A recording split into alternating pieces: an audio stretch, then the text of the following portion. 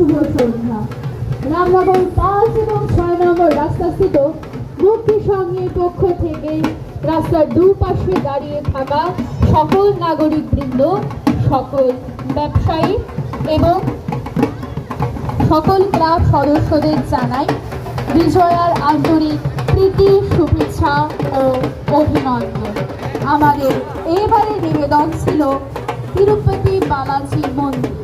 আমরা মায়ের গমন অনুষ্ঠানে অংশগ্রহণের মধ্য দিয়ে ধীরে ধীরে প্রতিমা নিরঞ্জনের উদ্দেশ্যে এগিয়ে চলছে মুক্তি সংঘ। আপনারা সবাই আমাদের পাশে থাকুন।